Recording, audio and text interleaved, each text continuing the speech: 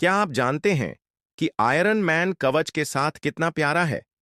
यह जानने के बाद कि उसकी वजह से आतंकवादियों द्वारा नागरिकों का नरसंहार किया गया था, डैंग ने कवच का संस्करण 3.0 भी पहन लिया और उसकी सुपर गति ने वास्तव में भयानक हिंसा का कारण बना।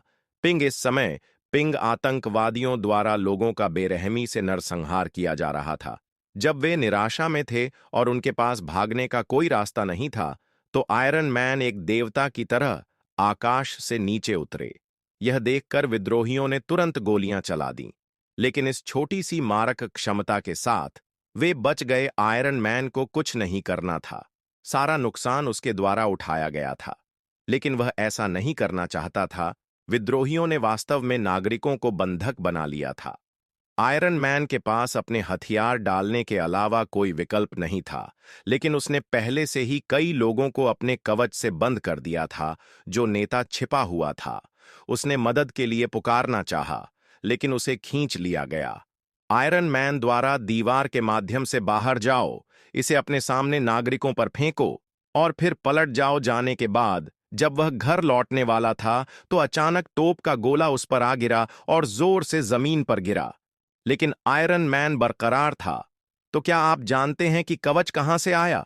टोनी स्टाग्राम्स एक प्रतिभाशाली आविष्कारक और महान थे, अमेरिकी हथियार डीलर हॉवर्ड टक्कर के बेटे। उन्होंने 4 साल की उम्र में अपना पहला सर्किट बोर्ड और 6 साल की उम्र में एक V8 इंजन डिजाइन किया। 17 साल की उम्र में उन्होंने MIT से सम्मान के साथ स्नातक की उपाधि प्राप्त की। अपने पिता की मृत्यु के बाद टोनी ने न केवल कार्यभार संभाला कंपनी, लेकिन हथियारों के कारोबार को भी आगे बढ़ाया। वह एक नए स्तर पर पहुंच गया है।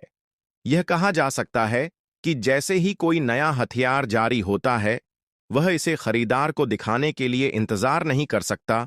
यह अनगिनत पनडुब्बियों में टूट जाता है। जैसे ही वे गिरते हैं, इतनी शक्तिशाली ताकत ने टोनी को आश्वस्त कर दिया, सहयोग निश्चित रूप से सफल होगा।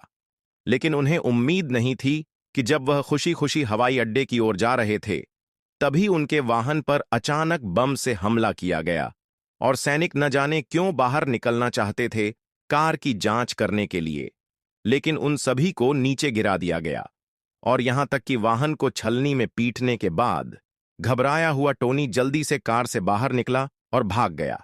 वह जल्दी से एक चट्टान के पीछे छिप गया और समर्थन के लिए सैनिकों को सूचित करने की योजना बनाई। हालांकि करीब से निरीक्षण करने पर पता चला कि यह उसकी कंपनी का हथियार था। जब वह